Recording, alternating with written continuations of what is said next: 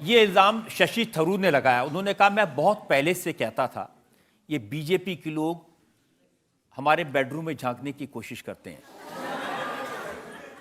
और उन्होंने कहा ये जो यूनिफॉर्म सिविल कोड बनाया है इसमें लिव इन के ऊपर जिस तरह की नज़र रखी जा रही है तो ऐसा लगता है कि ये अपना इरादा पूरा कर रहे हैं। ये जो भी हमने इसमें प्रावधान किया है वो प्रावधान शशि थरूर जी की सुविधा के लिए नहीं किया है। ये हमने देश की जो हमारे बेटे हैं बेटियां हैं वो रहते हैं उनकी सुरक्षा का हमने उनका इंतजाम हो, उनके माता पिता भी ये जान पाएँ कि हमारे बच्चे कहाँ हैं। कई भविष्य में लिव इन रिलेशनशिप में रहने के बाद कुछ समय के बाद कुछ घटनाएं होती हैं।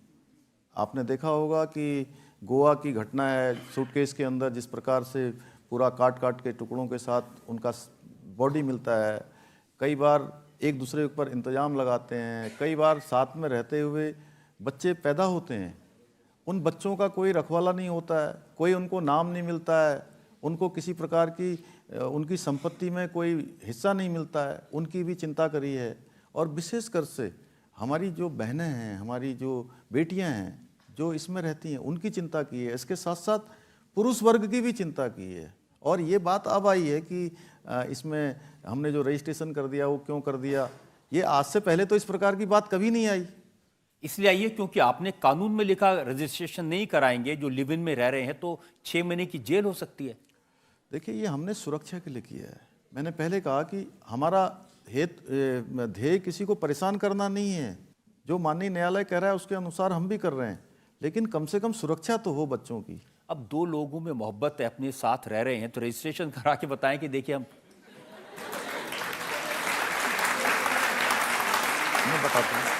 देखिए आज आज आज आज मोहब्बत है, 5 साल के बाद 10 साल के बाद उनकी मोहब्बत गड़बड़ा जाती है। तो उसके बाद वो एक दूसरे पर इल्जाम लगाते हैं। आपने वो भी कानून बनाया है कि अगर बेवफाई हो गई, दिल तोड़ दिया, उसका भी रजिस्ट्रेशन कराना पड़ेगा। नहीं रजिस्ट्रेशन नहीं है, केवल उनको सूचना देनी होगी कि अब हम साथ में नहीं रहते हैं। ठीक है, उनके लिए भी अच्छा है, उनके माता पिता के लिए अच्छा है। थोड़े समय के बाद सबको पता लगेगा कि ये कानून सबके अच्छाई के लिए बनाया है, किसी को टारगेट करने जैसी कोई व्यवस्था इसमें नहीं करी गई है। अब ये पुराने ज़माने की रूढ़िवादी बातें हैं ना कि अगर आप एक दूसरे से प्यार कर रहे हैं तो गांव के बड़े बूढ़े को बता दो।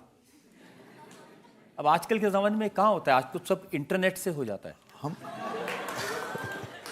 हम रोक नहीं रहे, लेकिन अगर वो रह रहे हैं तो रहें, लेकिन सूचना चली जाए उनके माता पिता तक। कई बार माता पिता के सामने ऐसी स्थिति पैदा हो जाती है कि जब उनका बेटा बेटी किसी अनहोनी का शिकार हो जाते हैं तो आप स्वयं सोचिए कि उनके माता पिता पर क्या गुजरती है। पूरी ज़िंदगी भर उनके सामने रोने के सिवा कोई बात नहीं होती, पछताने के सिवा कोई बात नहीं होती। इसलिए सरकार ने अभिभावक बनकर, कमेटी ने पूरा लोगों के विचार लेकर इस पर काम किया है कि उनकी सुरक्षा भी हो, उनका जीवन आगे के लिए भविष्य भी ठीक हो। ये शक इसलिए होता है कि थोड़े दिन पहले आपने लव जिहाद के खिलाफ कानून बनाया था।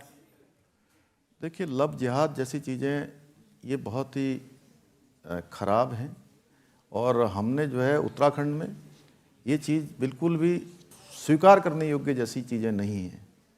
और देवभूमि में बिल्कुल इसका कोई स्थान नहीं है। देवभूमि पवित्र है और पवित्र रहनी चाहिए। अब देखिए राहुल गांधी तो मोहब्बत की दुकान खोल रहे हैं और आप मोहब्बत की दुकानों पर पहरा लगा रहे हैं। नहीं ऐसा कुछ नहीं है। हम तो सबकी समानता के लिए कर रहे हैं।